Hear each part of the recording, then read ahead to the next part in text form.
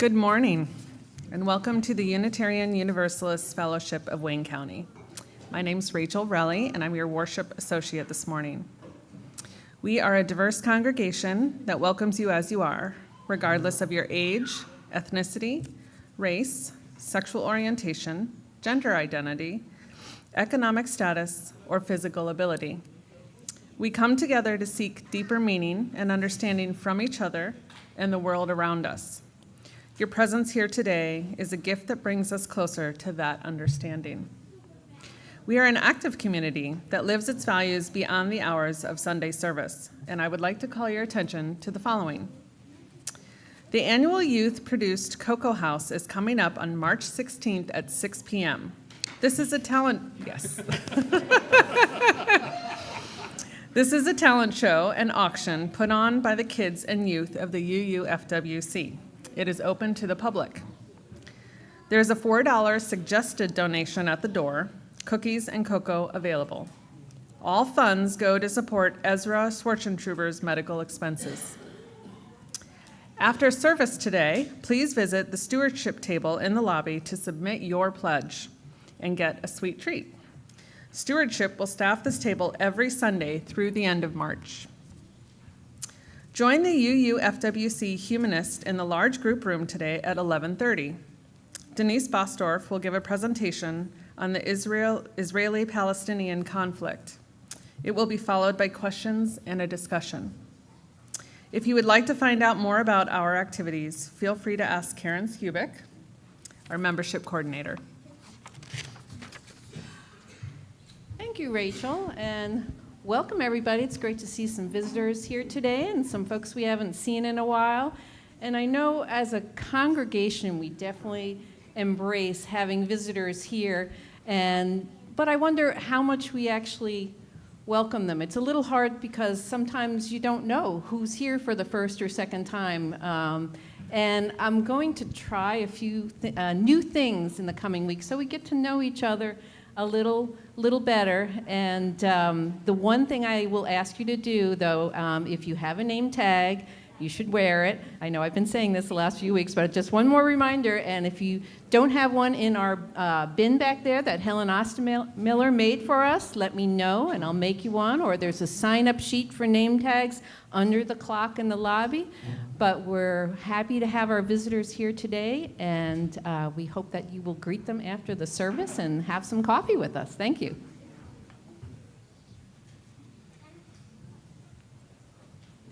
Where's our stewardship?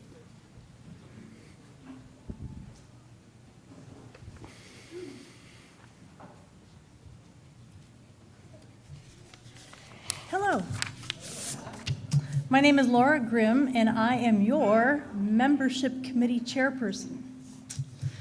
Have you ever learned something so wonderful and life-changing that you wanted to share it with everyone? Have you ever eaten something so delicious that you wanted to make a gigantic recipe and share it with everyone you knew? Have you ever seen a landscape or had a vacation or read a book or listened to a piece of music or experienced a beautiful sunset, so beautiful that you could not contain yourself, and you just wanted to call everybody and tell everyone all about it? Well, that's how I feel about the UUFWC. It is worth sharing with everyone we know. What if we could wrap our arms around our multifaceted community and welcome everyone to share in what makes this fellowship and our faith so wonderful? What if through the teachings of the Unitarian Universalism, people could come to realize that accepting and rejoicing in people for who they are and being kind to all in generosity and spirit is the only way we can move forward toward a brighter, safer, and healthy world? What if we could truly be all-inclusive and celebrate diversity by filling this hall to the brim every Sunday with a rainbow of people representing every age, ethnicity, race, socioeconomic status, sexual orientation, and ability? What if we could identify and then help to meet the needs of all of our congregants, whether it be economic, emotional, or spiritual. These are just some of the things that we discuss in the membership committee. The last time we gathered, I posed this question to the committee. What if we had unlimited time and funds? Dream big. What could we do as a fellowship? And here are some of the responses. We could provide childcare at every UUFWC event to encourage families with children to become more involved in this community and also with their spiritual growth. We could support a family or parent, we could create a family or parent support group with UU materials. We could organize a pride support group and or a festival here on the grounds during Pride Week. We could sponsor a family seeking asylum. We could advertise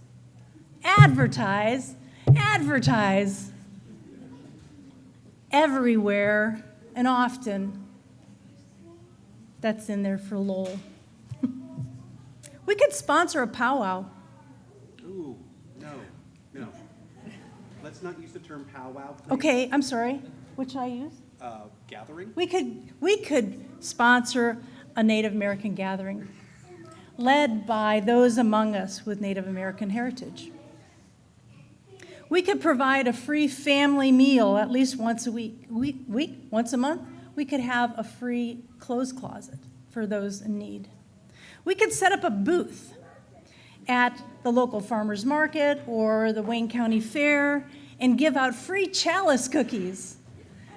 And we're thinking outside the box here, okay? And with UU information printed. We could support the initiative to get public restrooms in downtown Worcester, or at least commit to help to pay for the porta-john for the homeless. Wearing our Side with Love t-shirts proudly, we could encourage social action in our community. We could build a welcome desk right inside the front door that visitors would have easy access to. We could develop family-based service projects where we could work together with our children, mentoring what we want them to be as adults. We could develop a community lecture series based on social justice issues. Think outside the box. What are things people really want? What do they really want to talk about? What do they really want to discuss? Some of these might be controversial. We could sponsor an international music and dance series. We could commit to this what if list if we increased the time for our membership coordinator. Half time, 3/4 time, whole time. Have you ever attended a UU fellowship so wonderful and life-changing that you wanted to share it with everyone you knew? I have. We have work to do. I'm excited to do this work. Are you with me? Thank you.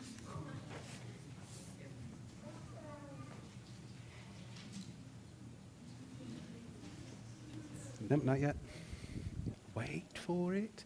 Good morning. Okay, I could tell already. Someone's like, what's going on with the stole? It's Star Wars. It's Star Wars. We're going to be talking a little bit about the 80s today. And I figured I had to represent my Gen X bona fides as much as possible. Welcome to worship. I'm seeing a lot more people here, a lot of faces, and it just tells me that the first of the month, when the rainbow flag flies, we bring in the folks. It is wonderful to have you here on this kind of overcast Sunday. I am the Reverend Walter Clark, the minister of this congregation, and we're going to be talking about everybody's favorite subject today, change. No, coffee's my favorite subject. We have tea drinkers in our midst. It's not everybody's favorite. We're talking about change. Change is probably the one thing we all go through that we all wish we didn't have to, but we're all grateful for going through it at the end, normally. It's probably one of the hardest things we deal with, and we deal with it all the time because life is complicated. So I'm going to encourage you to keep your mind and your hearts open today. And hopefully you'll be in a place where you'll understand that change happens. And you're going to be okay. You're allowed to be angry when things change, by the way. In fact, it's a little concerning if you're not sometimes. Take a deep breath. Put down all of your baggage that you brought in through the door, all of your worries for the week. And join us now in this hour of worship.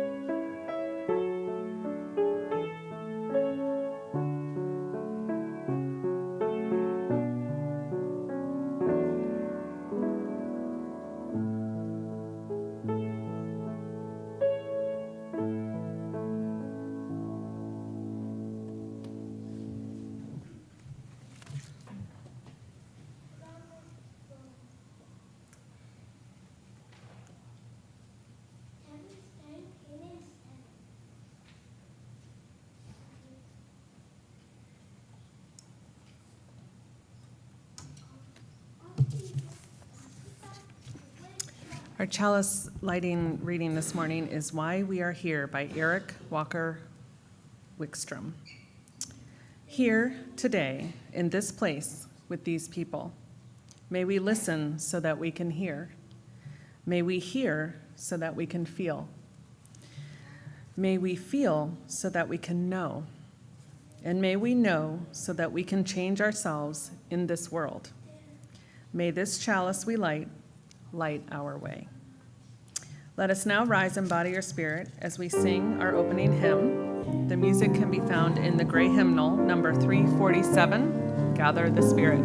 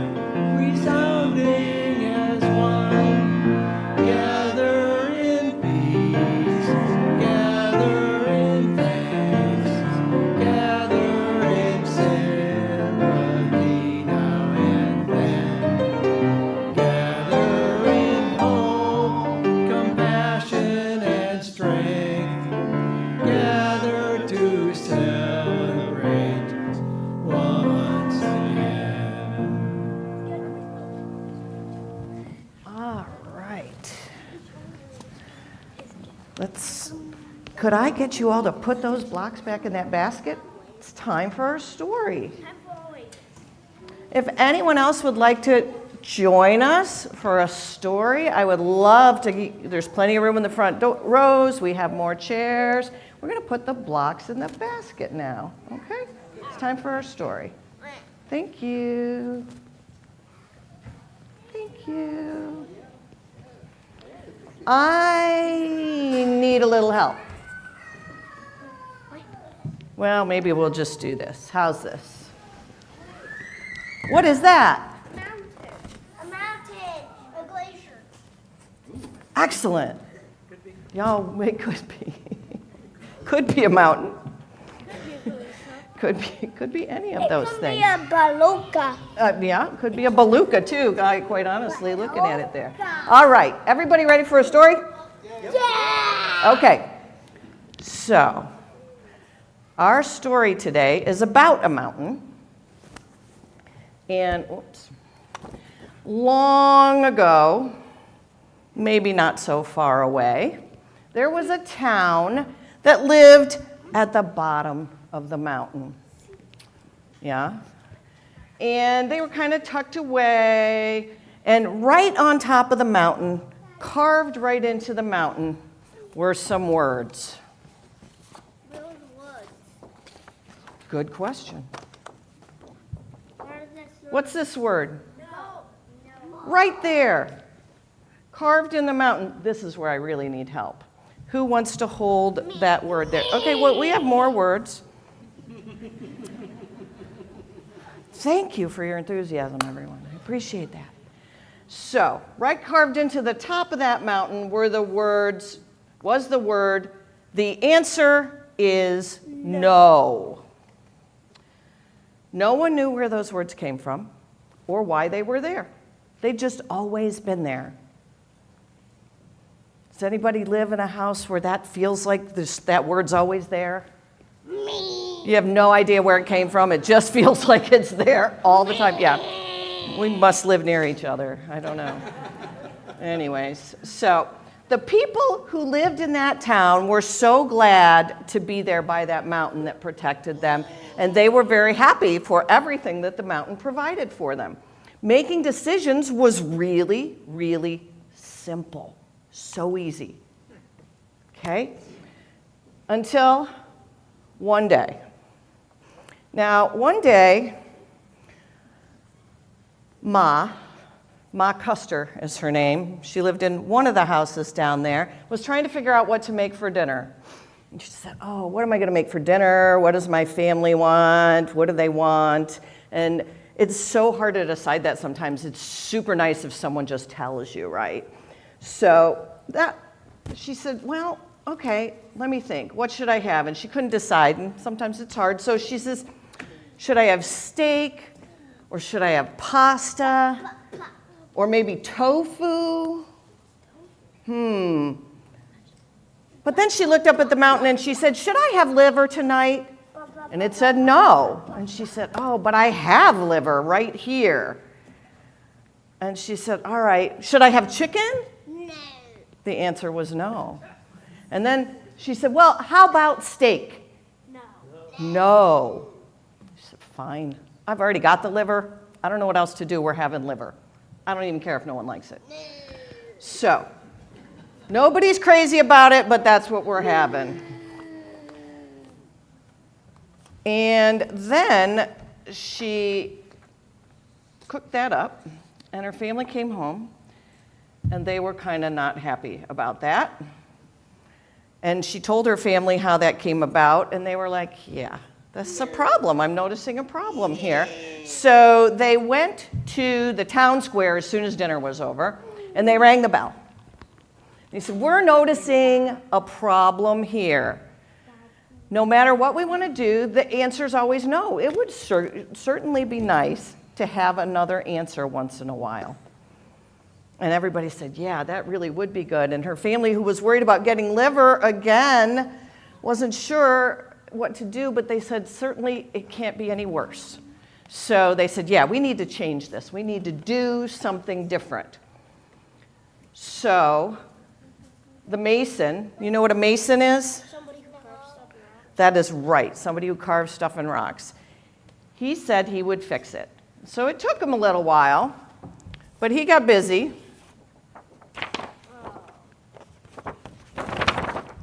And made this lovely purple sign. Thank you for your assistance. You may move on. Thank you. And what does that say now at the top of the mountain? Yes. It says yes at the top of the mountain. And so she said, that seems like that's going to solve my problem. So that was great. And she went up and asked her son if her son would help. And then he gathered his friends so they could get things done rather quickly. So it was a lot of help. The community all came together and they helped to build this big sign. And then she says, I'm going to ask the first question now that it's done because I should do that because this was my idea. So she walked up to the sign thinking she's going to solve her problem. And what did she ask? What should I have for dinner? Should I have liver tonight? Who likes liver? Me. I do. I know, it'd be my kind of town, but yeah. So, and her family went, oh my gosh, we just spent all this time and now we're having liver. And Ma just about fell over. She said, how can this be? I asked for something different and now my kids have threatened to run away from home. Oh. Nobody liked the sound of this. She said, I promised my family I wouldn't serve liver again. I cannot do this. So once again, the townspeople put on their thinking caps. Think, Like a donut. think. Maybe they sat in their thinking chair. That's my Do favorite. you like donuts? I love donuts. Yes. Yes. Should we have donuts today? Yeah, donuts. Yeah. So that works okay. But all right. So one of the kids, after he was sitting there thinking for a while, piped up and said, what if we have more than one answer? Why do we have to have more than one answer? Or why do we have to have only one answer? And the townspeople, we never thought of that there might be a way to do sometimes yes and sometimes no. So they asked the mason, can you fix our sign? Sometimes yes. This might take a while, the mason said. Sometimes yes, sometimes no. That's a lot of words. This might take me a while. And they said, that's okay. We don't mind. You just do it, and in the meantime, we'll just hang some other sort of sign up there while you are busy after you take the note down and it's taken. He's got a new sign. Would you like to hang the new sign up? Yeah. You got to set the blocks down. You can't hold the sign with the blocks in your hand. Keep on going. Put them right. Okay. What does this new sign say? Under construction. And then it's gonna say no. It says it's under construction. And he went up there and he kept on working and kept on working. And he said, you know, after a while everybody was getting ready and waiting for the new answer to be up there, they started asking questions of the mountain anyway. Because that's what they used to do. And every time they looked up, it said, under construction. The answer was under construction. And that's when the townspeople started to realize that sometimes there was more than one answer. But guess what? They were going to have to figure it out, weren't they? Oof, change is so hard. But getting to choose and talking to each other, that maybe this was just right. Everything's under construction, and maybe sometimes it's yes, and maybe sometimes it's no, and maybe it's sometimes, let's keep working on it, and we'll see. What do you think about that? You want to live there? Donuts are my favorite. Not your favorite? No, my favorite. Oh, it is your favorite? Thank you. I would just like to live. You want to live on that mountain? Yeah. I can. So that's what happens sometimes with change. Everybody has change in their lives. You go to a new school sometimes, you get a substitute teacher, you get a new job, new people show up wherever you're at. And so what are these people doing here? You know? So we're under construction all the time and thinking about all the wonderful possibilities and all the liver we don't have to eat if we don't want to. All right. Thank you, everyone. Let's try and push our toys one direction. And we are going to sing the children's blessing out to their classrooms. Thank you for your help.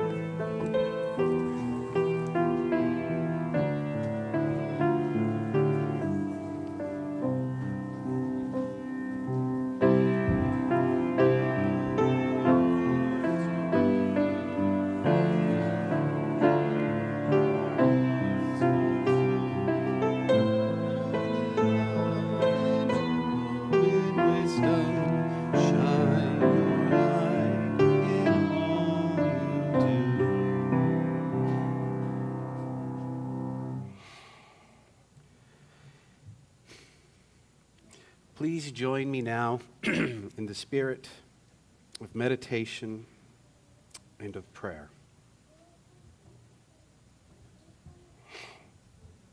We don't like to think of ourselves as under construction. When we hear those words, we often think of delays, detours, things that prevent us from being where we need to be, how we want to be there. When things are under construction, we find ourselves needing to slow down when we would rather go fast.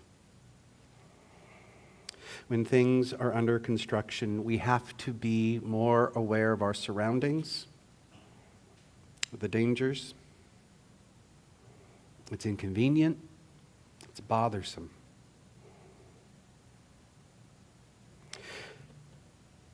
But the thing we need to remember is what comes from the other side. When things are under construction, that means that there will be a smooth ride ahead, eventually. When things are under construction, it means that others will soon be able to get to where they need to go in a safer way. When things are under construction, we know that in the end, it will be better.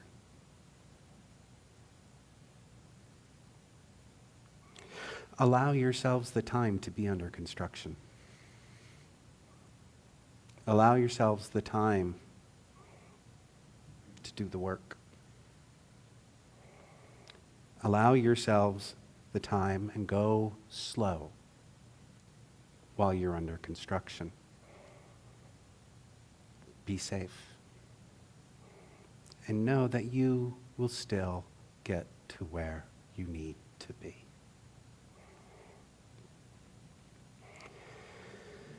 We hold in our hearts so many in our community. Fellow congregant Don Thomas is back in the hospital and expecting to have surgery tomorrow. She's in Cleveland, if I understand correctly. We wish her well. Cards are always, always welcome. Dawn has done so much for us in her short time here. It is only fair to give her that love back. And our hearts are with Jean Barnes, whose mother passed away this week. She had been battling lung disease for some years. Jean described his mother as a very full of life person who was always with a cup of coffee in hand, so I can't help but like her without knowing her. Jean, our hearts are with you as you go through this loss. We all, when we come into this community, bring our own joys and our own sorrows. If there is something that weighs heavy on your heart this week, I encourage you, as we sing Spirit of Life, to come and take a stone from our altar and place it in the water and to let those sorrows be washed from you. And if there is something that brings you joy or happiness or lightens your heart, please do the same. Place the stone in the water, let it ripple, so its joy can be felt throughout the congregation. Sue Gross and I will be standing here. Sue Gross is a member of our lay pastoral care team. And if anybody wants to talk about something that is troubling them at any level, let Sue know, and she will either set up a time to meet with you or find someone who will. And if you'd like to meet with me, I will be here as well. I will have my hands out. And if you want to meet with me later, touch my hands, and I will set up an appointment with you. Know you are loved, and please join us in our Joys and Sorrows ritual as we sing Spirit of Life.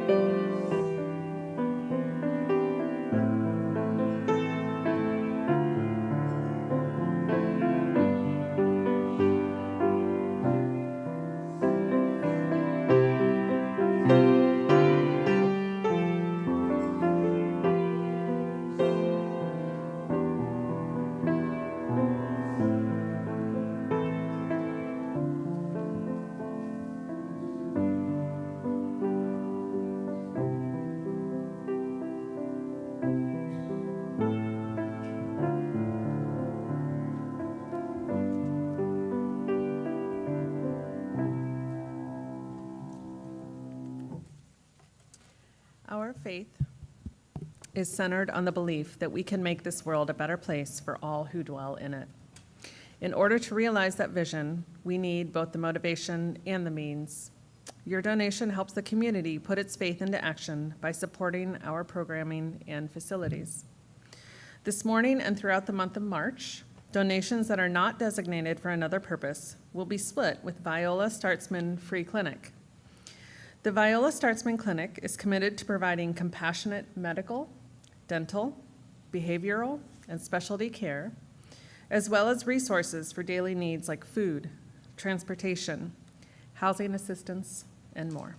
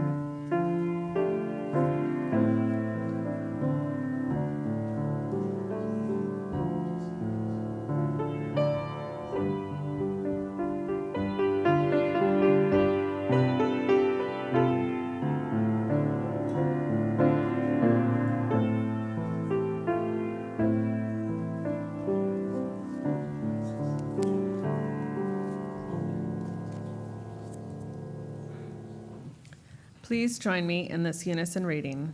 The words are on the screen. Let us be grateful when we are able to give, for many do not have that privilege. Let us be grateful for those who share their gifts with us, for we are enriched by their giving. Let us be grateful even for our needs, so that we may learn from the generosity of others.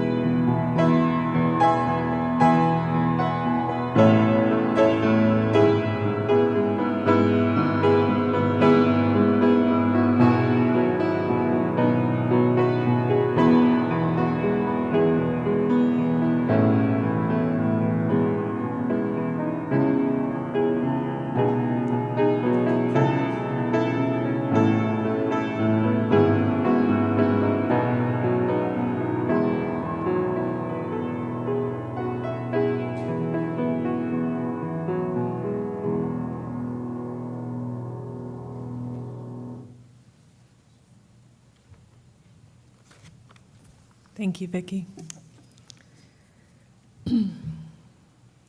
The word change normally refers to new beginnings, but transformation more often happens not when something new begins, but when something old falls apart. The pain of something old falling apart, chaos, invites the soul to listen at a deeper level. It invites and sometimes forces the soul to go to a new place because the old place is falling apart. Otherwise, most of us would never go to new places. You will do anything to keep the old thing from falling apart. This is when you need patience, guidance, and the freedom to let go, instead of tightening your controls and certitudes. Transformation usually includes a disconcerting reorientation. Change can either help people to find a new meaning, or it can cause people to close town and turn bitter. The difference is determined by the quality of your inner life, what we call your spirituality. Change of itself just happens, but spiritual transformation must become an actual process of letting go, living in the confusing dark space for a while, and allowing yourself to be spit up on a new and unexpected shore. You can see why Jonah, in the belly of the whale, is such an important symbol for many Jews and Christians. In the moments of insecurity and crisis, shoulds and oughts don't really help. They just increase the shame, guilt, pressure, and likelihood of backsliding. It's the deep yeses that carry you through, focusing on something you absolutely believe in, that you're committed to, will help you wait it out. Love wins over guilt any day.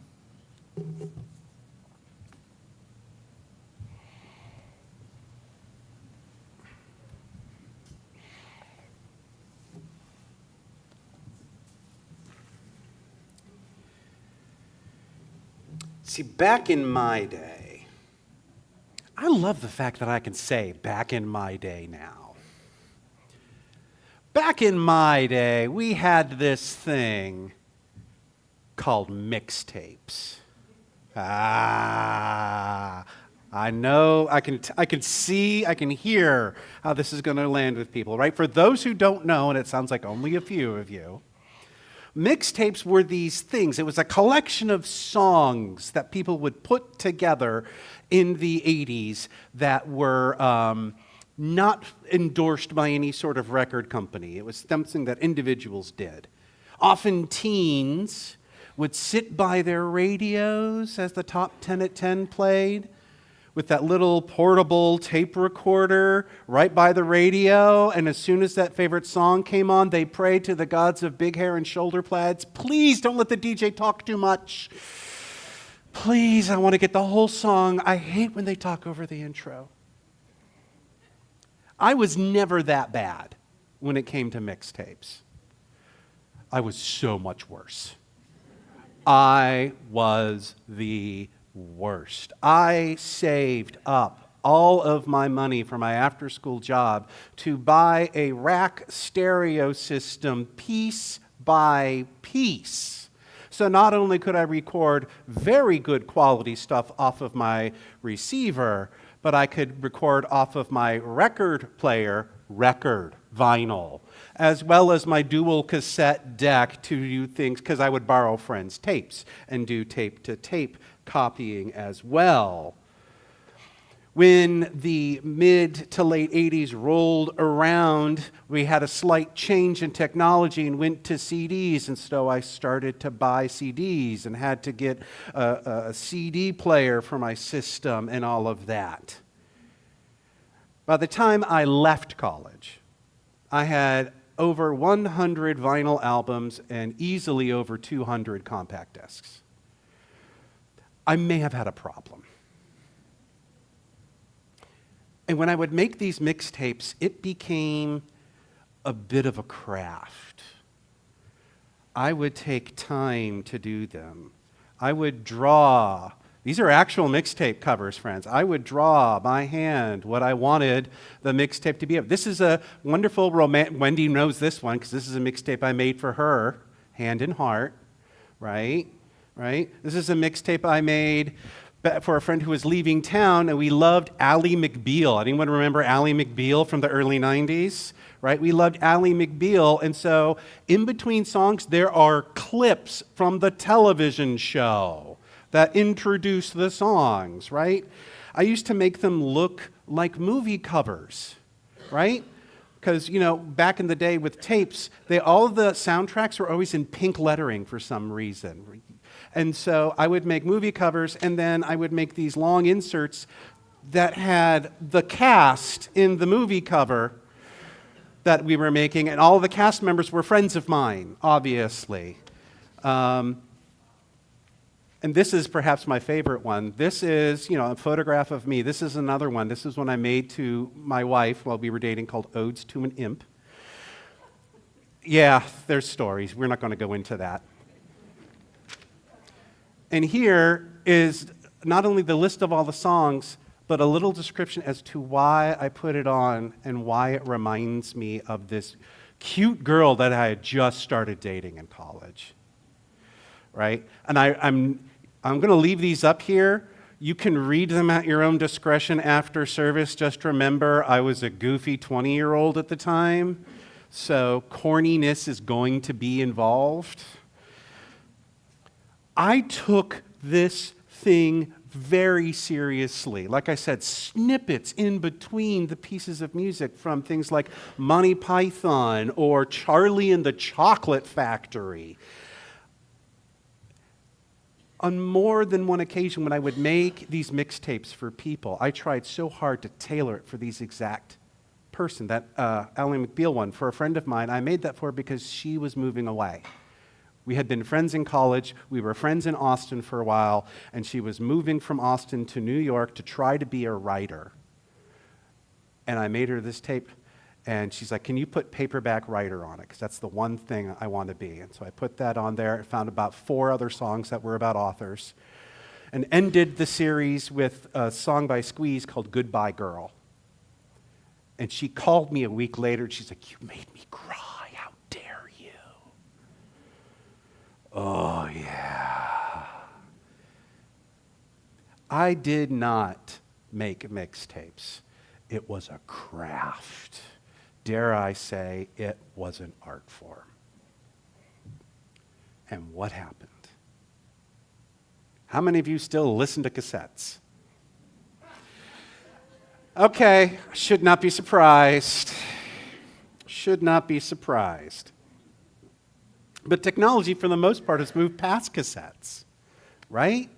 By the mid-90s, for those of you who are tech-savvy, you could create your own CDs. You could burn your own mix CDs, and I did that for a while, but the problem with that was everything needed to be digital. And I did not have a way at that point in time to take my wonderful vinyl LPs and convert them into digital, because iTunes and not even Napster were around yet. So I lost access to a good third of my musical collection. I did not buy all of my albums and turn them into CDs. I did not buy, no, I could not afford that. I couldn't make the same mixes because I lost all those snippets. The one thing about that one that I made for Wendy at the very beginning of it, there's a phone message that she left on my answering machine because that was on a cassette tape. And that was the introduction to the mix CD, the mixtape I made for her, so she would have to listen to herself say certain words on that phone message that she didn't often say. No more details, folks. You're just getting what that is. All right? I was trying to do things the way they always were with mixtapes to bring it to CDs, and it didn't work. I was trying to apply an old method to a new situation. And it ended up with these watered down and antiseptic results. It was so much better to be able to sit and craft them on that stereo system, on those cassettes. It was so much better back in my day. All of us have lost something that was important to us due to forces of change, forces beyond our control. My mother, still to this day, laments the fact that people just don't carry cash anymore. She doesn't like using plastic for stuff. Right? Credit cards are bad. Well, Mom, they do credit and debit. I know they have credit and debit. I just don't trust the machines. So she might be onto something with that, but she still laments that fact. There's this old general store that is by the family cottage that Wendy used to go to all the time as a kid. They used to have like a little putt-putt thing and all of that. And of course, being a general store in the middle of nowhere, eventually they closed down. And every time we go by that building, which is no longer what it is, it's kind of like you can tell Wendy's missing an old family member who's no longer there to a point.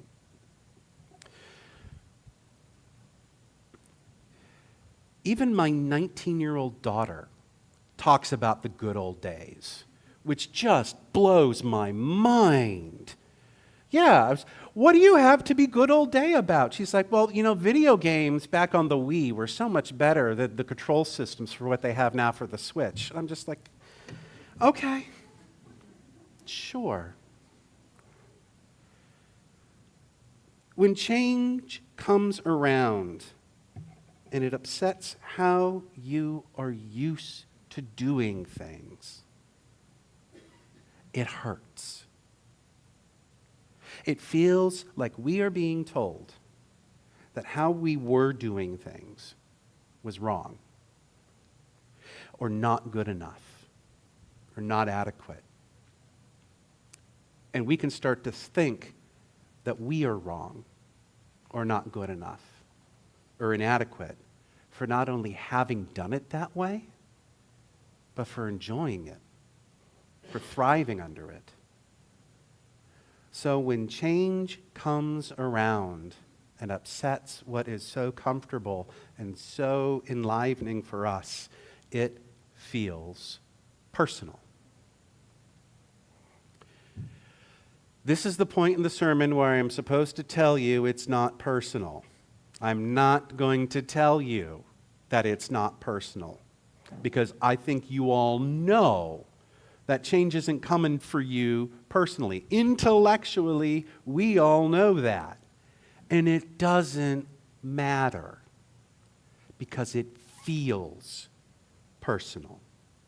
And how you feel is what matters.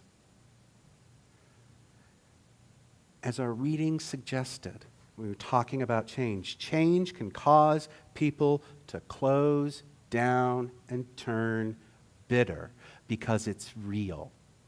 That's how it feels.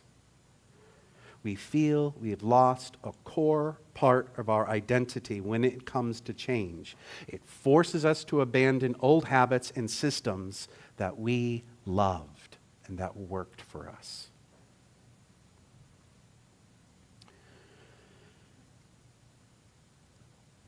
While I was in college making all of these mixtapes, at one point in time, one of my housemates comes to me and says, "Walter, can you make me a mixtape?" And of course I can. Of course I can. And I love to tailor my mixtapes, right? I want to know what kind of songs you like. I want to see if I can get you to like some new stuff. I want to pepper in some things that are familiar with you. I want to fit it to your personality. And so I was like, "So what kind of music do you like?" I asked her. And she's like, "I'm not telling you." "But why do you need to know what kind of music I like?" "Because I'm making you a mixtape." She's like, "I already know what kind of music I like. I want to know what kind of music you like. I don't want the mixtape because I don't want what I like. I want to know about you." And that's when I realized that's what the power of the mixtape was. It wasn't about getting the songs right for the individual. It wasn't really about the music. It was about being able to share a part of myself, something that I really loved, music, and being able to be creative, maybe even a little vulnerable in that process. It was about giving part of myself more than it was about the funky covers. And as the digital revolution made creating mixtapes the way I used to obsolete, and when I started to realize it was about creation itself and not about the mixtapes, I started to find other ways to be creative and share. I started to lean into my photography a little bit. I bought a black and white film enlarger and turned my bathroom into a dark room, much to Wendy's dismay.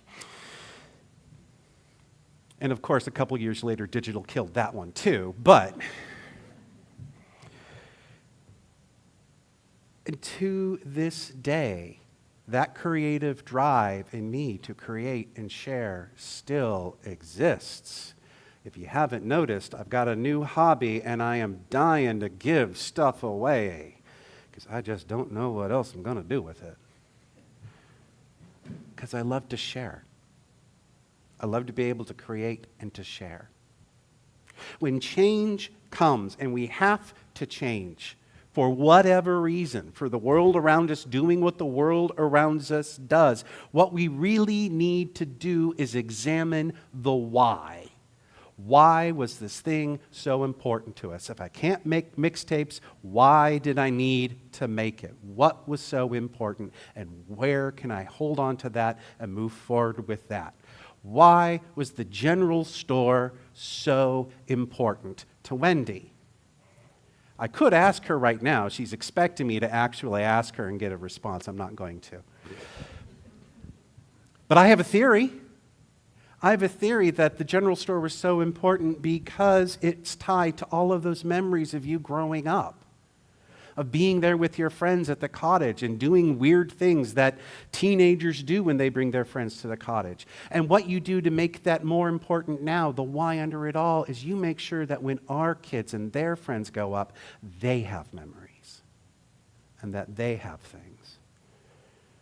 That's the why, is maintaining that sacred space. And I'm sure you really like the quaint Amish baked goods. That was really important to you. Well, I got news for you. If you want Amish baked goods,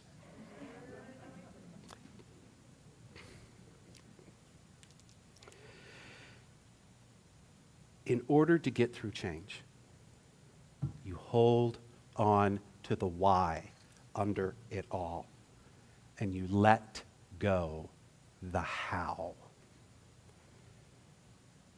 And this is hugely important, not just as individuals, but as a congregation. That is something we need to remember because, newsflash, congregations always changing. Every day we change. Anyone notice any differences since, a pandemic happened? Maybe anyone notice that we had a building expansion that changed us?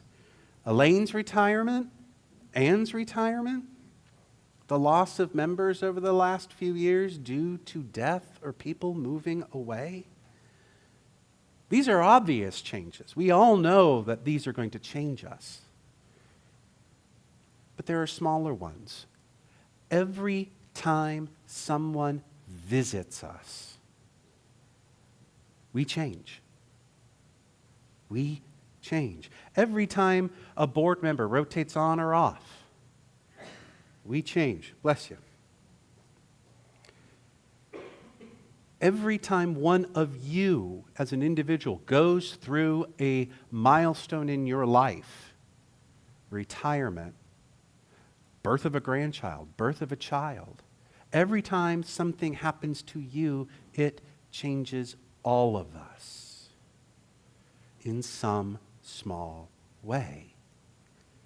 We need to be able to lean into what all of these changes are.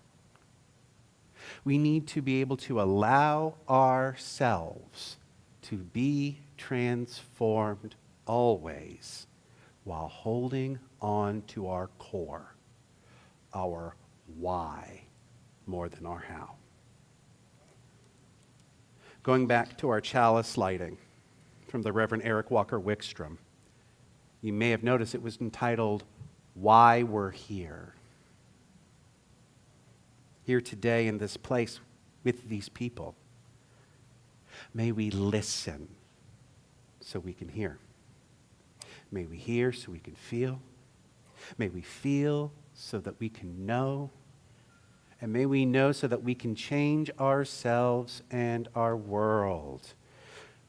That's why we're here. All of that is talking about connection, to listen, to feel, to know. That is what it means to be connected.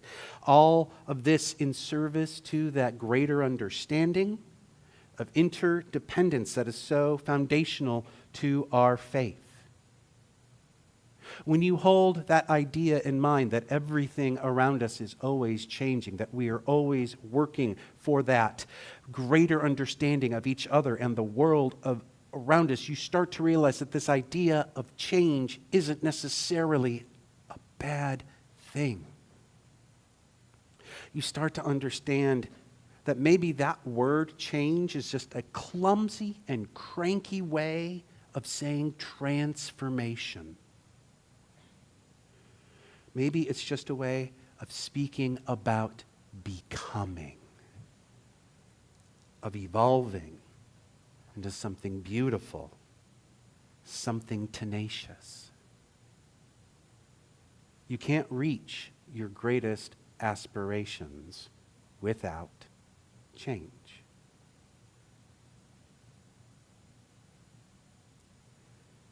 But above all,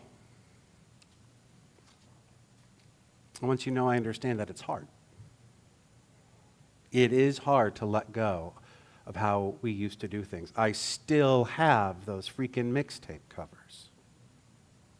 It's hard to let go, especially when we need to change something that worked for us so well, something that is so important to us. And the good news is you're allowed to mourn. You're allowed to mourn the loss of change. In fact, I insist you do. But what you can't do, my friends, is stay there. You cannot stay in that darkness forever. Eventually, you must get spat out. Eventually, you must find a new way. For actually, what good is it to make a mixtape if nobody, but a few of you, have the means to hear it? May it be so. Now let us sing. Please rise in body or spirit as we sing our closing hymn, Our World is One World.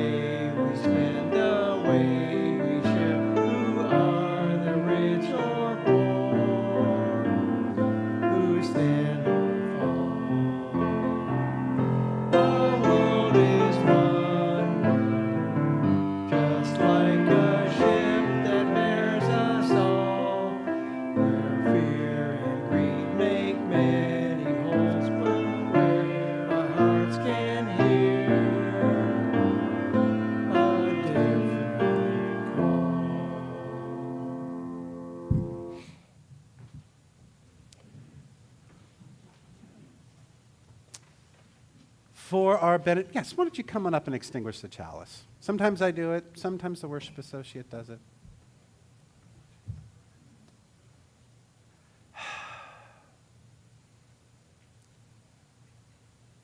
I want you to know that it's hard. Nobody likes change. And one of the things I want to remind you all with this is that it's okay. It's okay to mourn. It's okay to go through this. It's okay. Change can be good, but it can be hard to go through. Change is great. And I always say people like being changed, but people don't like to change. Sometimes you need a little bit of time to go through the process. Don't rush it. Sometimes you need a little time. And that's what we are all here for each other for. To help you get through it. We love you all.